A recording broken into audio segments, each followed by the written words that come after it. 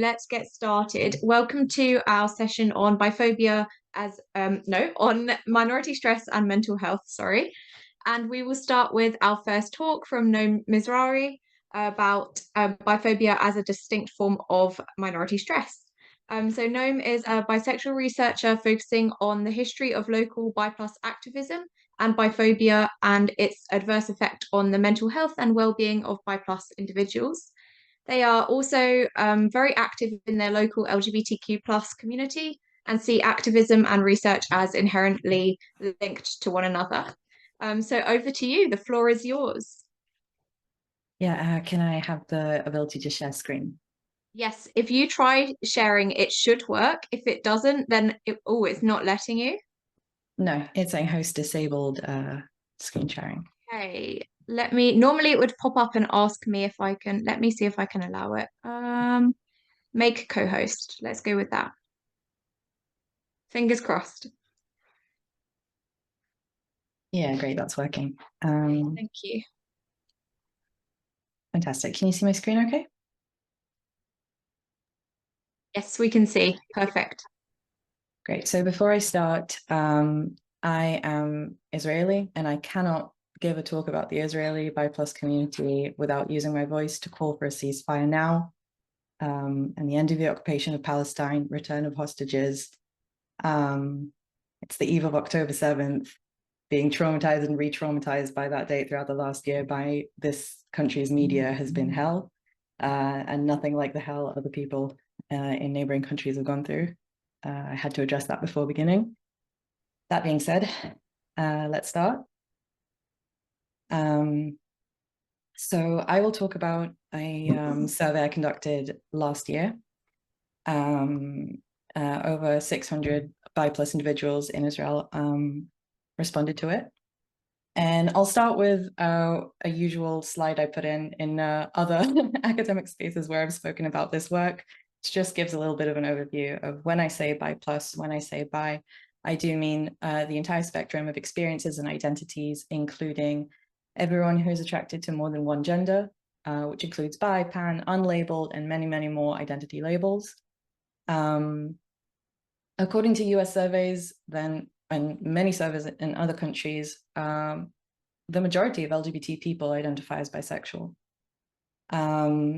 However, bi people and issues are extremely underrepresented, both in LGBTQ+ organizing, funding, and research. And bi people also consistently throughout many different countries, many different research show higher rates of distress and illness, both mental and physical.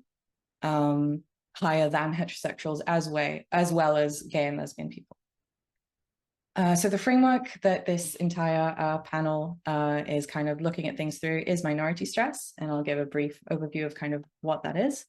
So it's a theory that says that there are external, called distal stresses, and internal stresses. So things that come at us from the outside world and things that kind of our own fears, endless thinking and rethinking of how and when to come out, and other more internalized stresses.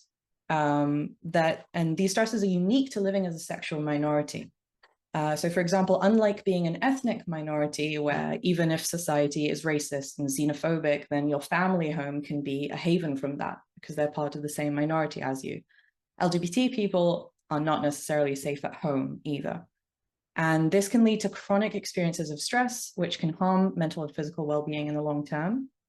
And this theory, what I like about it so much is that it explains the higher rates of distress and illness seen in the LGBTQ community without pathologizing the queer identity itself. It puts the blame on society and on the stresses that society puts on us as the cause for our worse off kind of well-being, generally speaking.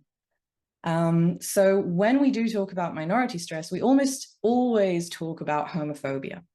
And by we, I mean the research community around this topic. And homophobia can be seen as sort of the price society takes from us or demands that we pay for being same gender attracted.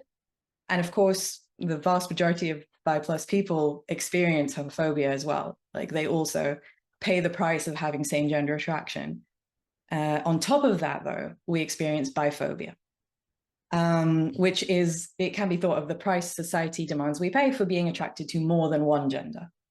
And there are two main parts of biphobia, or at least that's kind of the way I've come to think of it. Erasure is kind of obvious. There's no way we're actually who and what we say we are. Erasure is telling us it's just a phase, or we're just experimenting, or we're confused, or we're just scared to fully come out. And these are things we all hear all the time. And erasure has kind of become like almost synonymous with biphobia. And I think that's a bit of a mistake, because there is another side to biphobia. And if we dare to insist we're actually who we say we are, and we're actually attracted to more than one gender, then that comes with a lot of stigma. And all of these negative traits associated with bisexuality have a very real effect on our lives. So if all bisexuals are cheaters, then obviously we'll cheat in every relationship we find ourselves in. So why would anyone trust us? We're hypersexual, so how could we say no if somebody wants to fuck us? We're unstable, so why not pathologize our identity and claim it's a symptom of a personality disorder? And I'm sure Laura will talk more about that in the next talk in this panel. And the list goes on. So we spoke earlier about minority stress being unique to the LGBT plus community because their family of origin doesn't belong to the same minority as them. But when gay and lesbian people come out, join the LGBT community, get into relationships, they find a group of people who is their equal, who is part of the same minority as them, and where they don't experience homophobia. And that is simply not the case for biphobia. And I'll show this through the data from the survey I did. It was collected early 2023. It was aimed at everyone who experiences sexual and/or romantic attraction to more than one gender. So potentially one of the broadest terms we could use that's also concise. There were 652 responses, which is kind of amazing. This research was my seminal paper for my BA in psychology at Tel Aviv University, and I conducted it essentially for and with the Israeli Institute for Gender and LGBTQ Studies.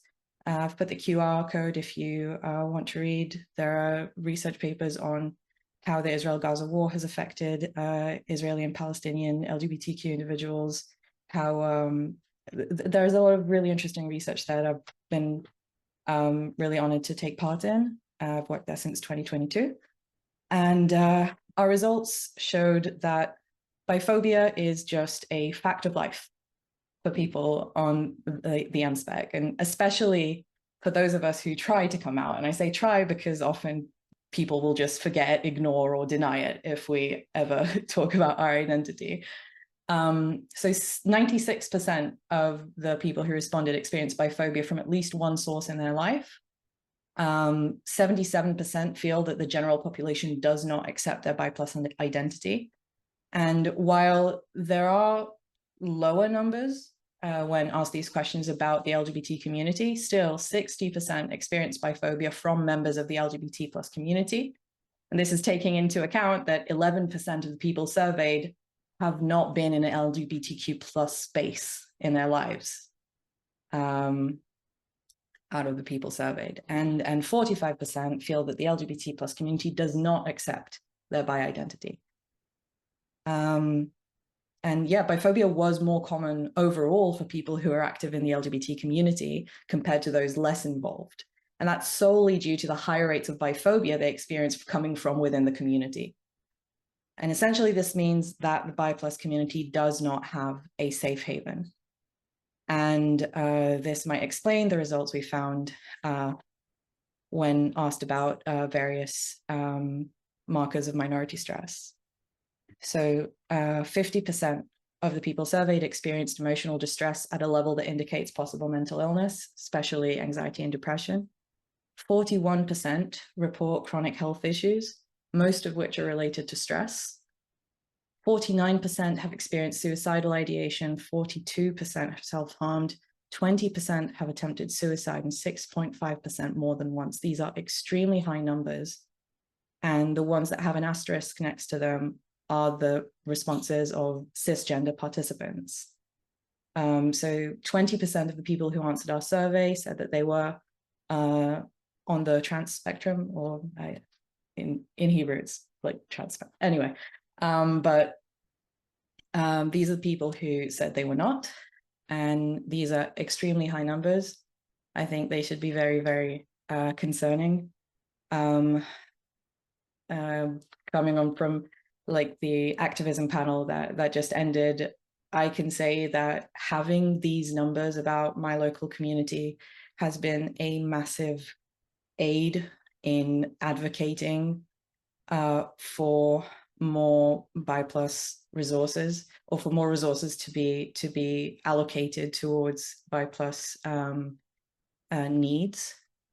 And I think the main need is for spaces that are safe for the BI+ community. We need spaces where we can talk about our unique experiences that we just can't talk about with gay men and lesbian women. We need to lift each other up in the face of biphobia, whether it's the kind that we experience from our parents or our straight friends or our partners, or from within the queer community. And I just really want to thank the organizers of this conference for being a space like that, which tries to really put an end to the cycle of erasure that allows for the resources to not be put forth towards the BI+ community. And this kind of event really helps, I think, bi researchers and activists feel less alone. So thank you for that. If you have any questions,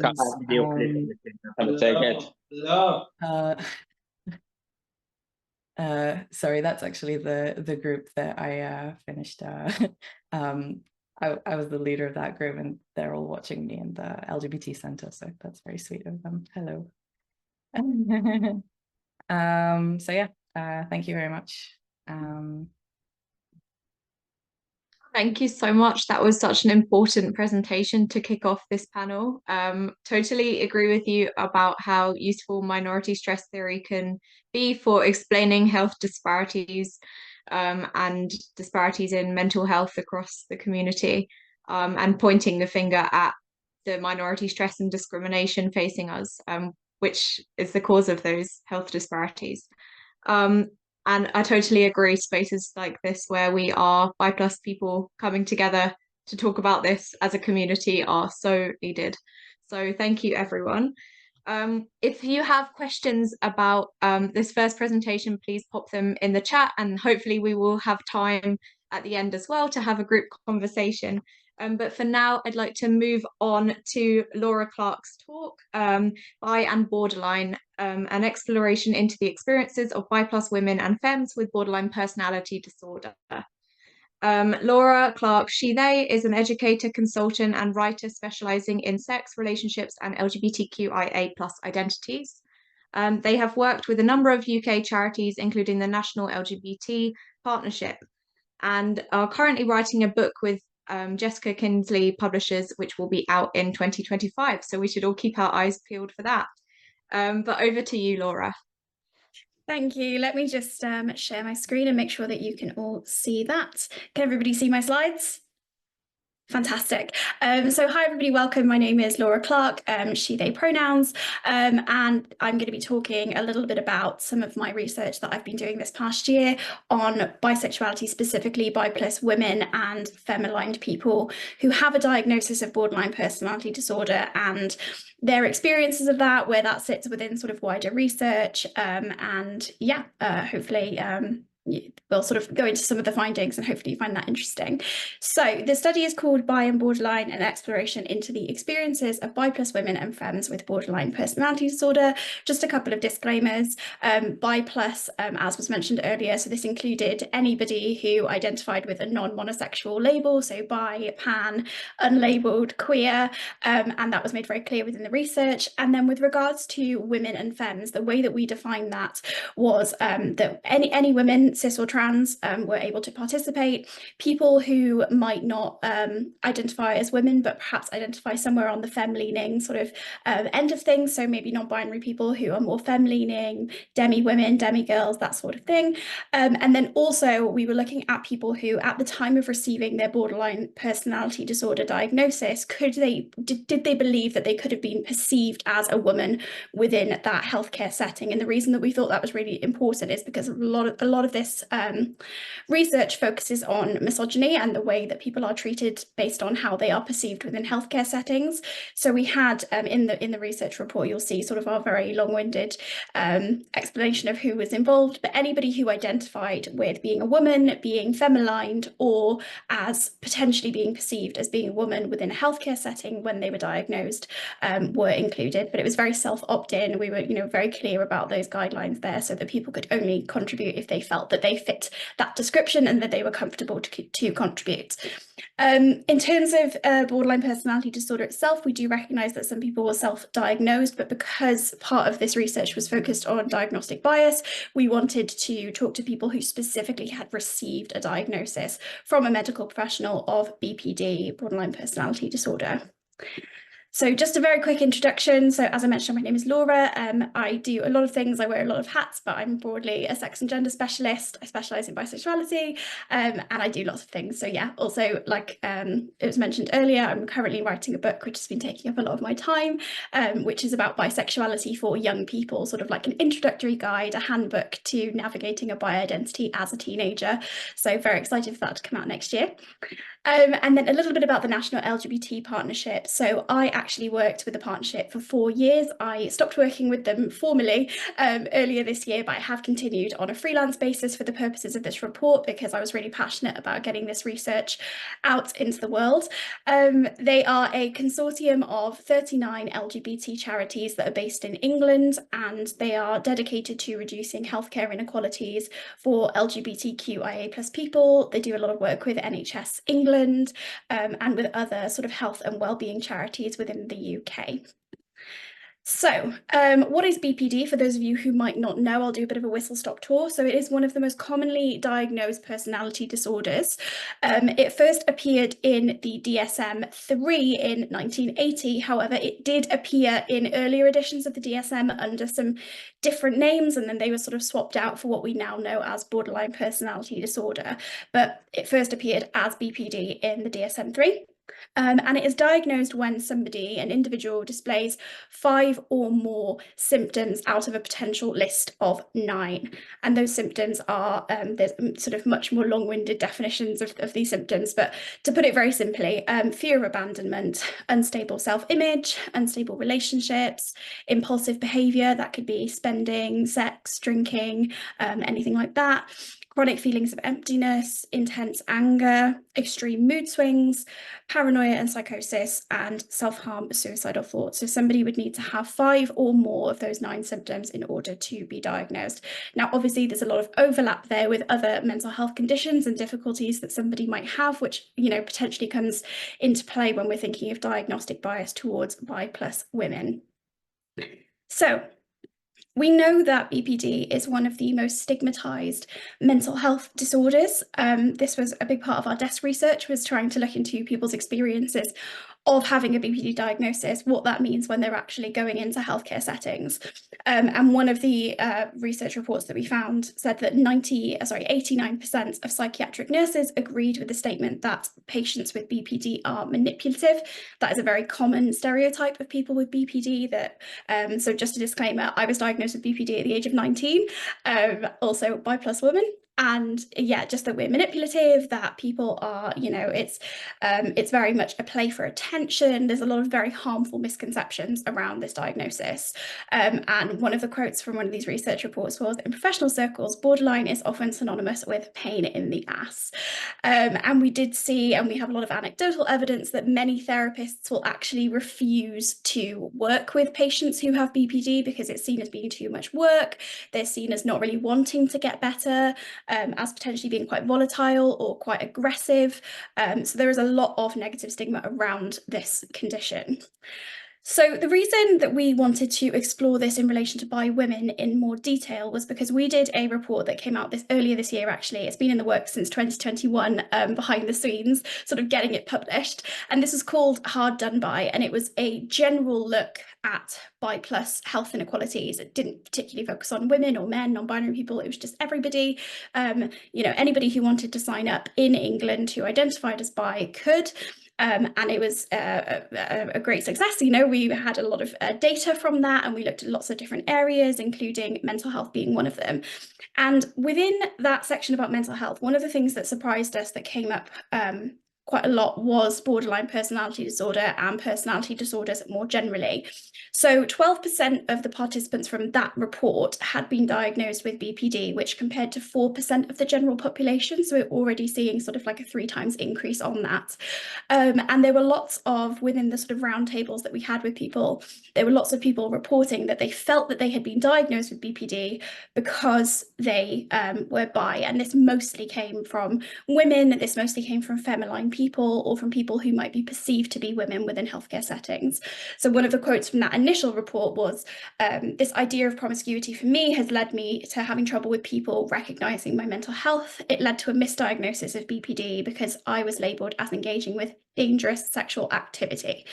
So that really sort of jump-started this whole research project, and we were like, okay, that's definitely an area that we need to investigate a little bit more. So who has BPD? So we already knew, or at least I already knew going into this research, that BPD is very heavily weighted towards women, at least in diagnosis. So approximately 75% of people who are diagnosed with BPD are women.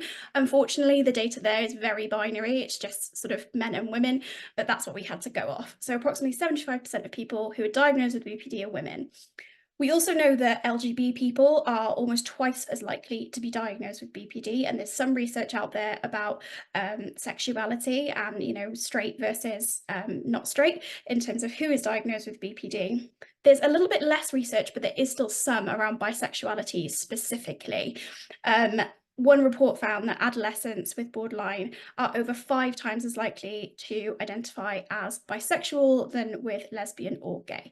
So there's this desk research out there. There isn't a lot of it, but it was what we sort of had to go off. And from that, we can see that, potentially if you're a bi plus woman, then it's sort of the perfect storm of, potentially that diagnostic bias taking place, or perhaps being more likely to be diagnosed with BPD. So the other reason that we wanted to look at this is that we recognised that bi plus women have, specifically bisexual people, a lot of the symptoms of BPD overlap with sort of negative stereotypes about bisexuality. So we've got the unstable sense of self. This is often, assume that bi people are unsure, or that they're confused, they're figuring it out, they're going through a phase. So that sort of aligns with that criteria there. Unstable relationships, again, bisexual people very much seen as not being able to be monogamous or not wanting to be monogamous, and perhaps that being seen as an unstable relationship pattern. Sexual promiscuity, specifically for bisexual women, this being seen as, even if you're bisexual and in a 20-year-long monogamous marriage, it's very much seen as you say you're bisexual, so therefore you must be having sex with lots of different people. So that assumption and that stereotype very much aligns with this criteria for BPD.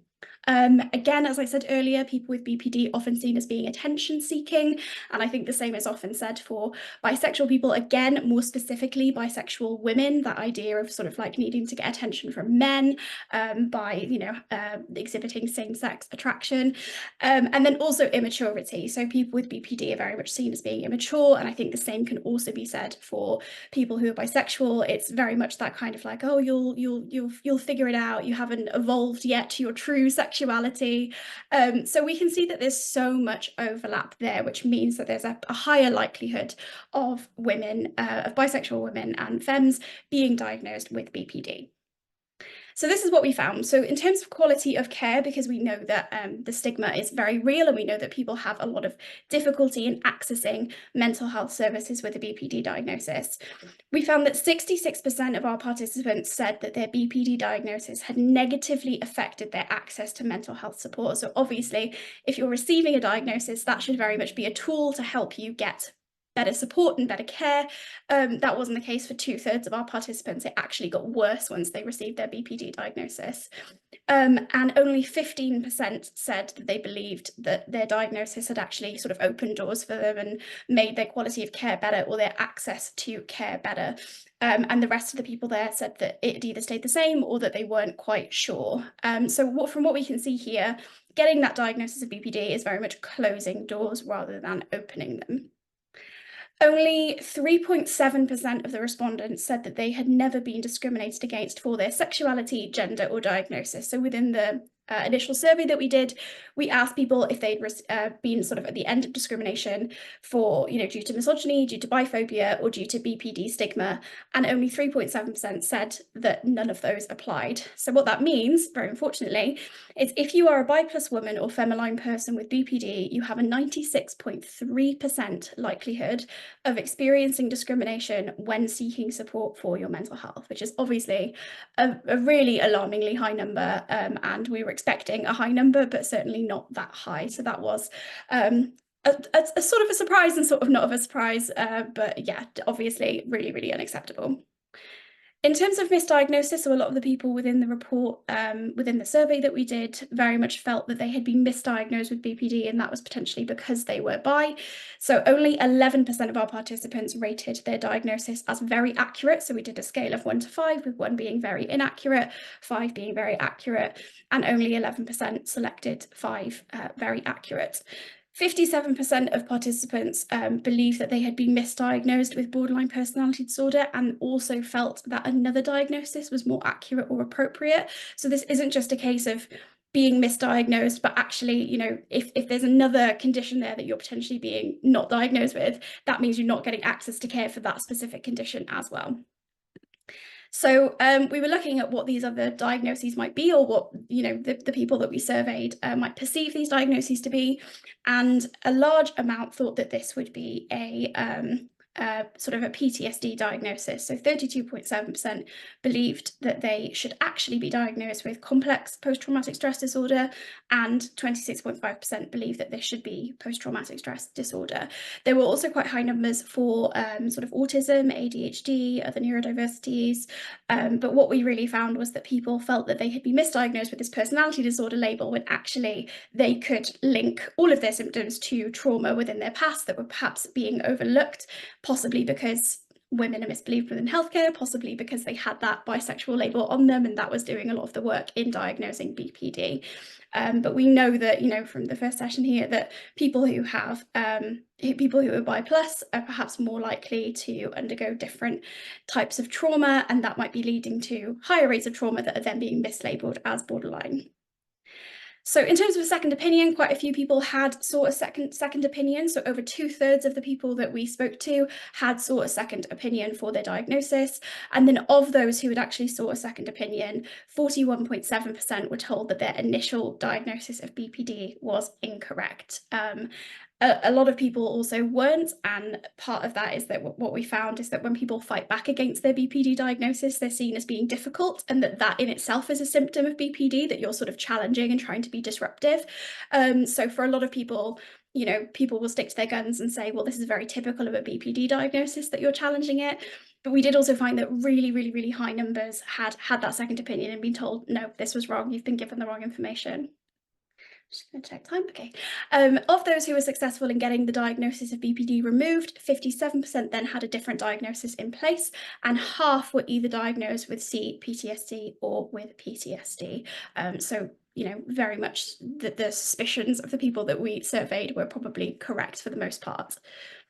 And then very quickly, I just want to end with a couple of quotes from some case studies that we had within the report. So somebody said, at the time, I told the psychiatrist that I didn't agree with his perception that I had BPD, but my sexuality was used as part of the criteria for diagnosis because he felt it showed I was indecisive. This was somebody talking about a BPD support group they'd gone to. It was mostly women. There was only one man. And I'd say most, if not all of the women in the group were definitely bisexual or gay. We were perceived to be indecisive. It was like the 1800s, really, where you'd be labelled as hysteric. Promiscuity was something that came up when asked about my sexuality. My bisexuality was used as a reason for me being diagnosed with BPD. I was told that because I was bisexual, I was promiscuous and didn't know myself.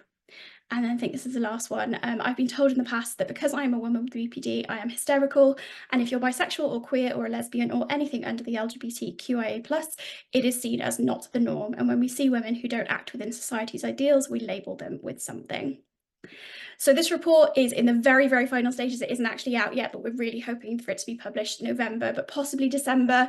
Keep an eye on the LGBT Partnership Twitter, X, to keep up to date with when that will be published. We'll make a big song and dance about it. And thank you so much. You can follow me and you can follow the partnership online to keep up to date with our work. But yes, thank you all so much for being here. Thank you so much, Laura. And thank you for that excellent timekeeping.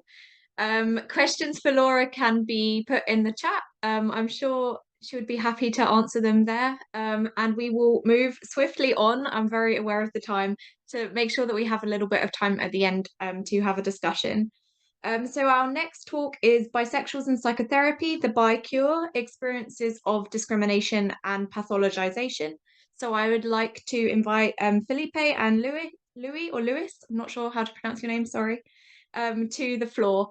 Felipe is a Brazilian clinical psychologist and psychoanalyst. He's a member of REBIM, the Brazilian Network of Studies on Bisexuality and Monodissidence. And he's also a collaborating psychologist in the care of victims of trauma and violence at Prove. And Louis is a Brazilian psychologist with a PhD in the School of Psychology and Human Development from the University of São Paulo. So over to you both. Hello, everyone. I'm just gonna try to show the presentation here. Can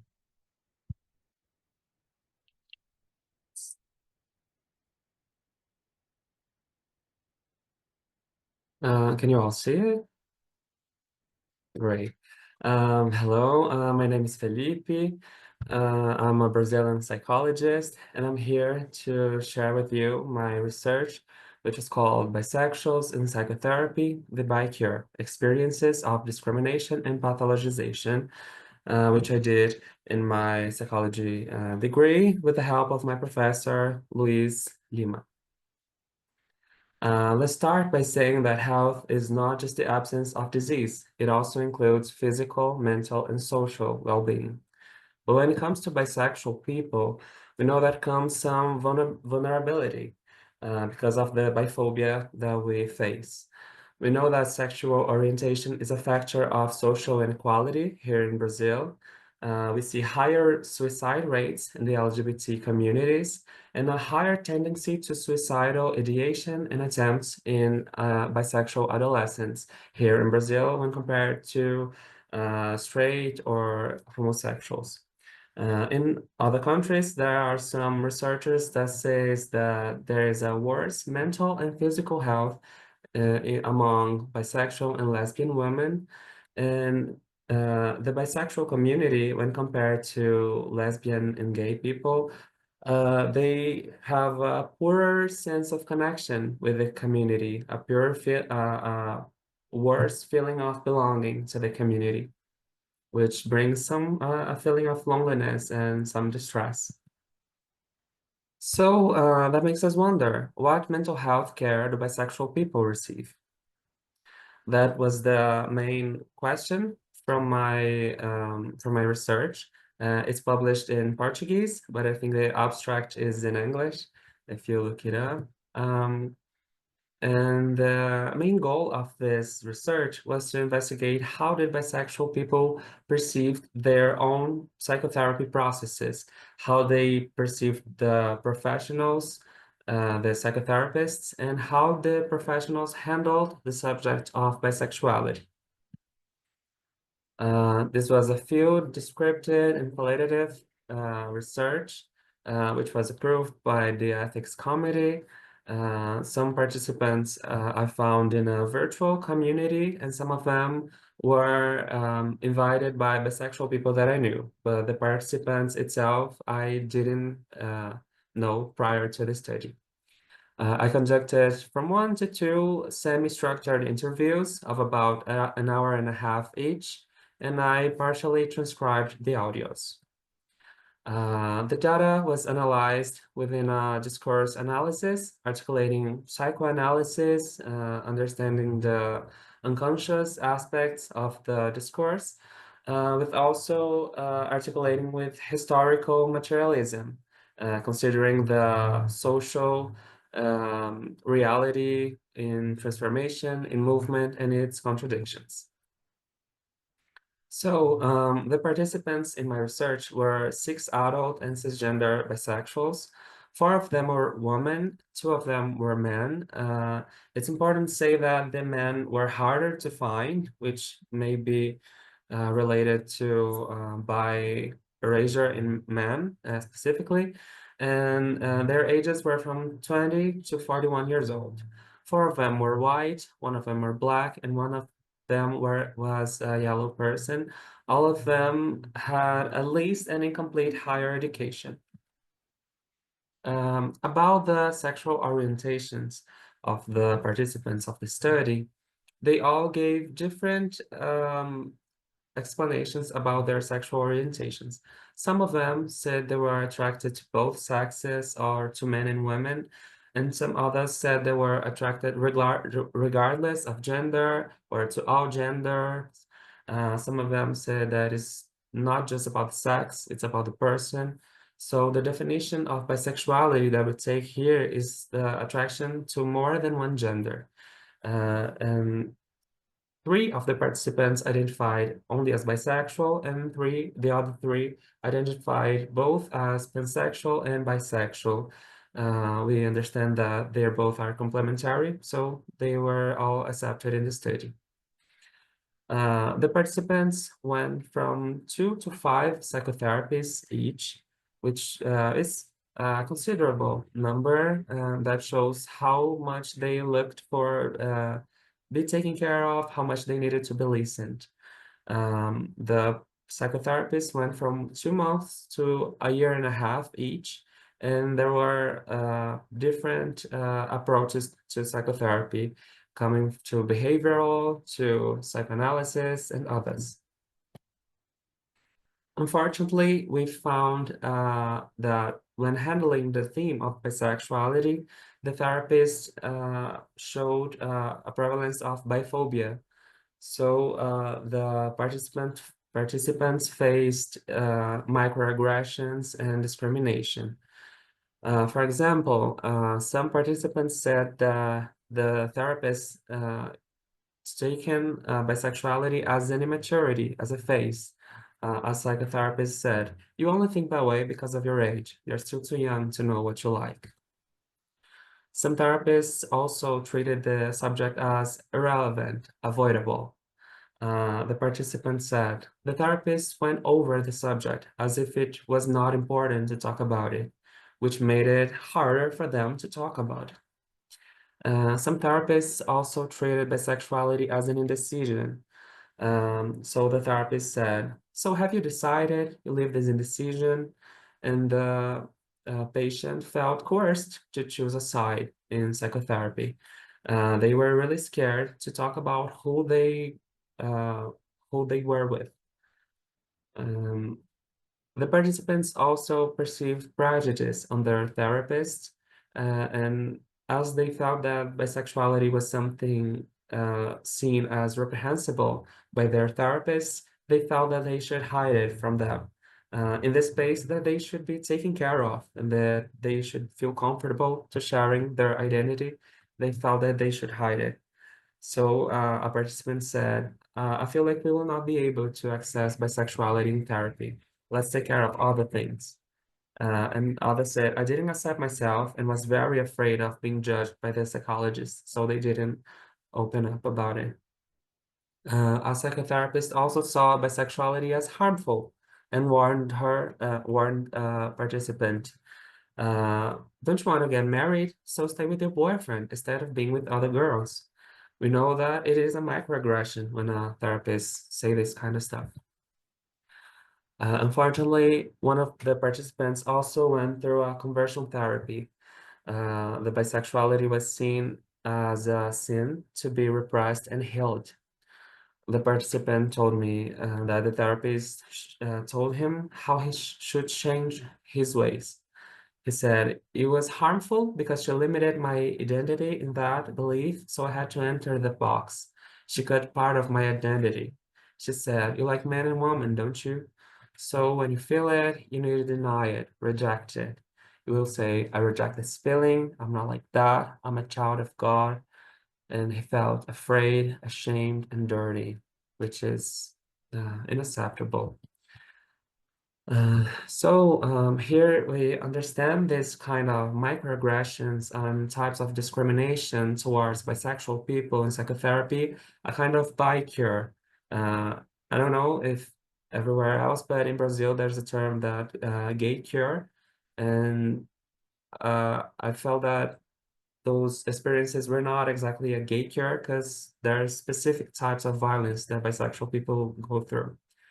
Those psychotherapies caused, intensified, and delegitimized the suffering and the shame that these participants felt.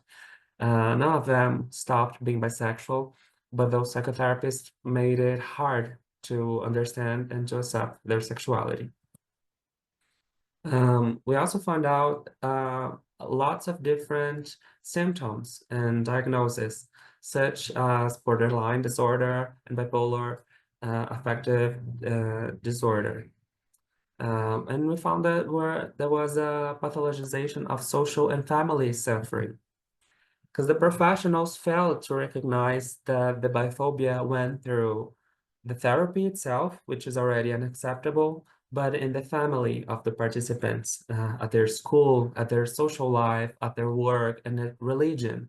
Lots of the spaces that should protect these people and not bring them more violence.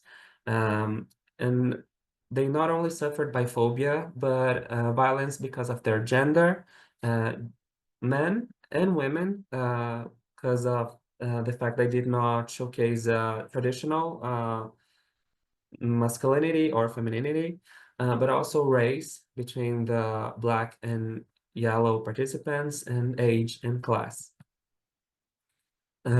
So they felt also, the therapists felt to see it as ethical political suffering, and as we've seen today, the minority stress. They, instead of considering the social aspects of that suffering, they individualized it and medicalized it and pathologized it. So no wonder the Bisexual Manifesto says that we're tired. Gladly, Brazilian laws prohibit conversion therapists and demand respects towards LGBT people. Since 2022, there is specifically a resolution about bisexual and non-monosexual people. That's an important conquest for us. Gladly, from the participants, there were also some of them that said that they were affirmative practices from the therapists. So for some of them, bisexuality was seen as a legitimate and natural possibility to experiences and to be respected. The therapy helped to understand, to accept, and experiences bisexuality. And we know that the therapist must search for information on the subject and should offer a respectful listening, affirmation of identity, and promote resilience. In the end, professionals must be responsible, ethical, and affirmative towards bi people. Mental health is a collective struggle, and even though psychotherapy is often individual, it does not have to be individualizing. It doesn't have to not consider the social aspects of it. Those are my references. And thank you so much. I'm really glad and proud to be here as a bisexual and as a Brazilian. Thank you so much. Thank you. And I love the slide at the end with the two flags. That's wonderful. So nice. Thank you so much. And again, I will keep an eye on the time and say if you could put questions in the chat, that would be amazing. Engage in those conversations in the chat with each other. That's what this space is for connecting with other people working on similar topics or interested in similar topics. And it's great to hear about the legal progress in Brazil protecting LGBTQ plus people from conversion therapy. with that being said, let's move to our final talk of the session, Interventions to Reduce Prejudice Against Bisexual People and Bisexuality, a Systematic Review by Eric, Isabel, Helena, M, and Brian. So I believe we have Eric and Brian here today. Eric received his PhD in social psychology from the University of Sheffield in 2021, and Eric holds an MSc in sexuality studies from the University of Amsterdam, as well as a postgraduate specialisation in LGBT health from the George Washington University. He currently works in an independent research consultancy specialising in evidence synthesis based in Oxford. And Eric is a chartered psychologist of the British Psychological Society. So over to you for our final presentation of the session. Thank you. Thank you, Ellen. Are my slides okay? Can yes, you see? We can see. We can also see your next slide, but we can see your slide. All right. Let me just go to that slide. Okay. I'm all about sharing, but that may be a little too much sharing. Here we go.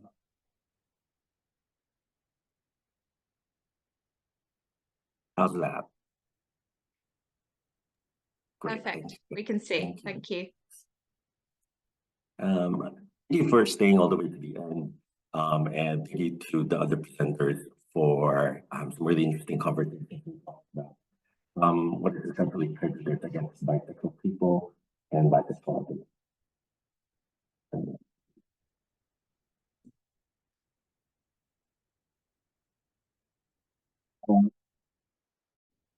Our research is exactly that, the negative attitudes and stereotypes that bisexual people face. We know that this is commonplace among coming from both heterosexual and lesbian and gay people, as Noam in the first paper showed us. And we also know that it has a negative impact on bisexual mental health outcomes, as the other presenters have shown. Thinking about possible solutions to this problem, we can look at three sort of general categories. First has to do with positive contact. This is the idea that prejudiced people may not have any, may not know any bisexual people. They may not feel like they have bisexual people in their life. In this theory or approach, the solution offered is to promote positive interactions with bisexual people. There's another set of interventions that we can call multicultural education. And in this approach, the core idea is that prejudiced people are misinformed about bisexuality. They have myths, they have misconceptions about bisexuality. And therefore, the solution is to provide them with more accurate information. And another set of interventions we can call cognitive strategies. Cognitive strategies are based on the premise that prejudiced people might have certain ways of thinking. They have particular mindsets or belief systems about sexuality in general, or bisexuality specifically. For example, they might think that, oh, bisexuality is a choice, so you can choose not to be bisexual. As opposed to something that is more innate or biogenetic in origin. So in this approach, the solution is to target those mindsets and facilitate particular ways of thinking.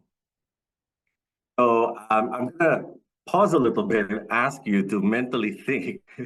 If we had more time, I would stop here and we'd have a discussion. But I'd like you to think about which do you think, from your perspective, from your experience, as a researcher, as a psychologist, as an activist, as a bisexual plus person, what do you think would sort of work to reduce anti-bisexual prejudice? That's the question that animated the research project. I wanted to answer the question, what works to reduce anti-bisexual prejudice? What does the evidence actually say? Specifically, we wanted to look at the totality of the evidence to see what actually works or what is efficacious.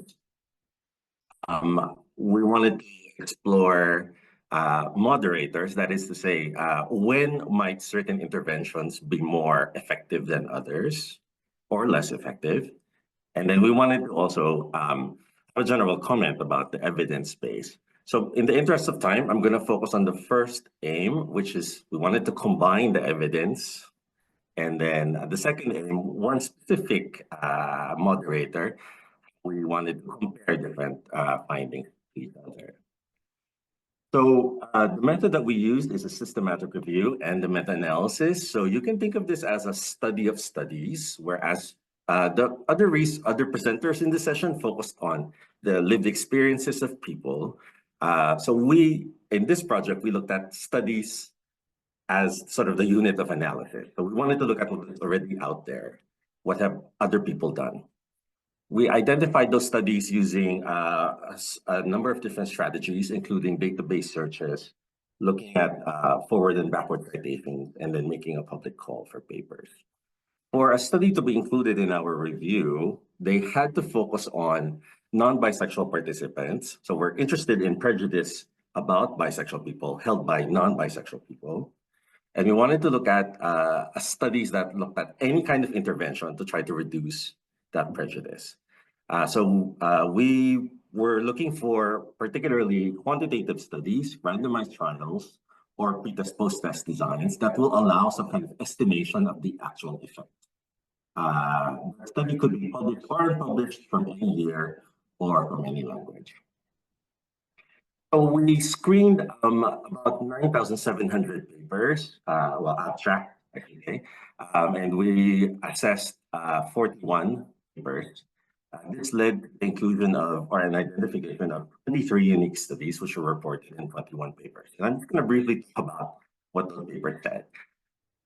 So the studies involved a total of 3,520 participants who participated in some kind of intervention to reduce anti-bisexual prejudice. So the studies range from very small, one study was really small with only 7 participants, to relatively large, 460. Most of them were from Western industrialized countries, majority from the United States.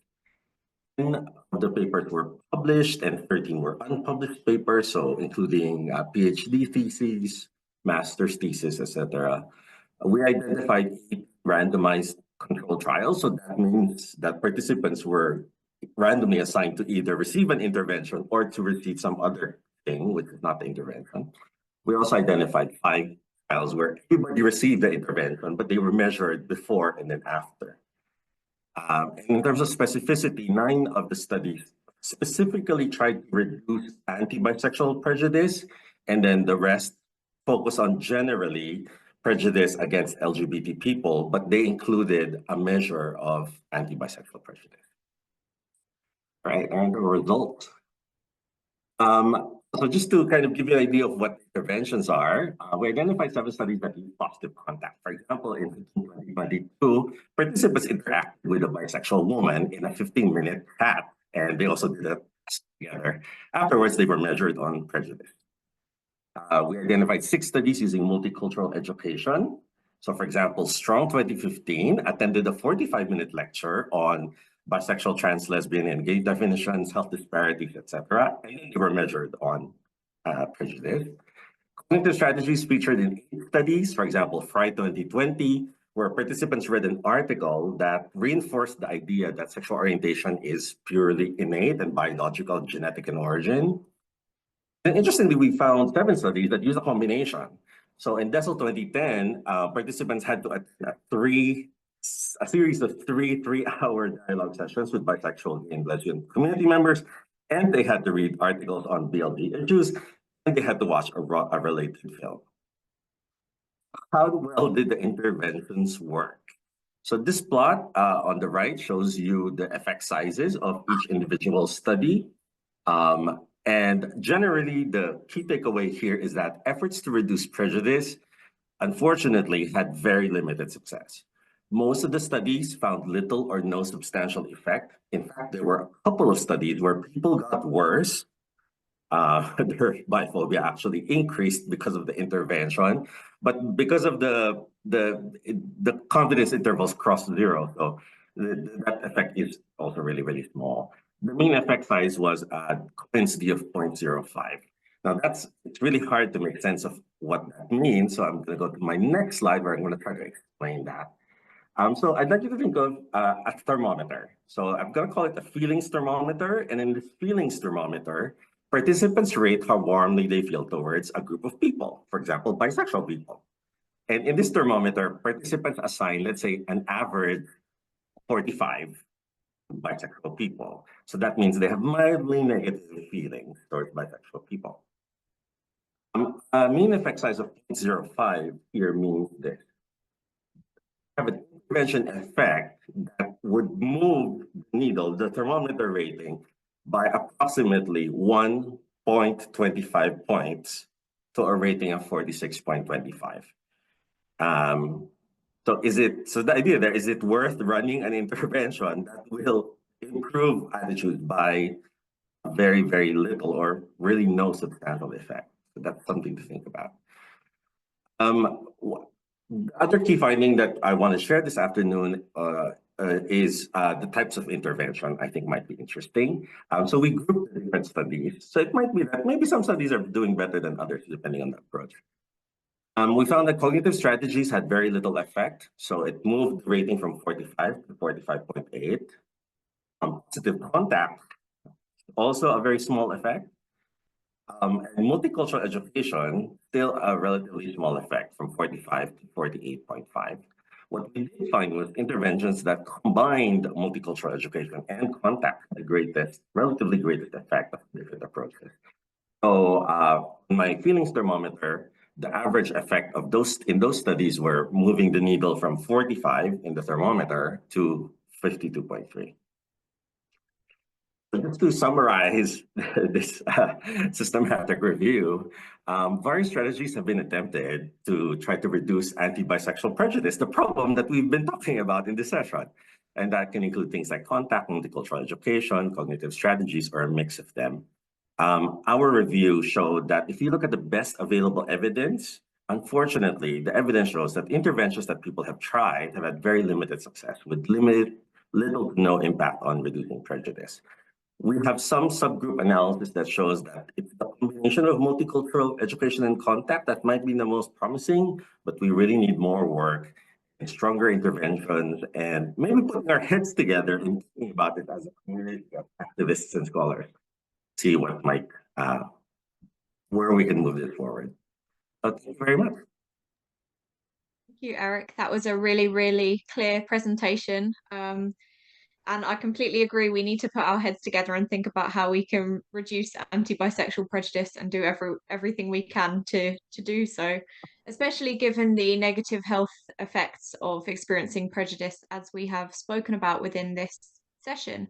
I can see that we have a couple of minutes left and there are a couple of comments in the chat. One comment was for you, Eric, if we could kick off with that one, saying, was the effect for anti-bi prejudice different from anti-gay prejudice that used the same interventions?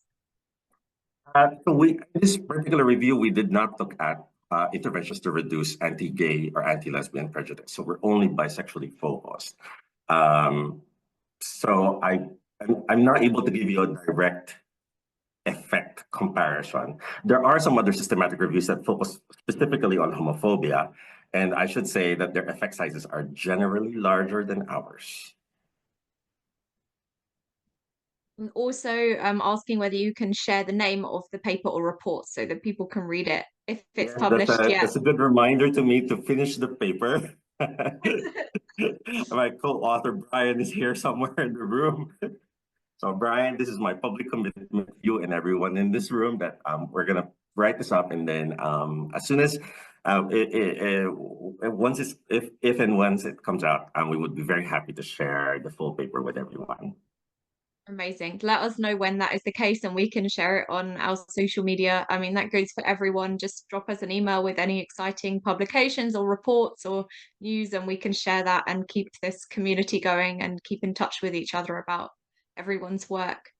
Are there any questions? I've been trying to keep an eye on the chat, but I think mostly speakers have been replying to people's... we have a question. Who was this one for? Apologies if this was included on the inclusion/exclusion criteria. But for the study design, would this have potentially included mass media campaigns? And were the outcomes reported after a short duration? This is a really good point, or medium longer term? Thank you. So we were very agnostic about the types of intervention.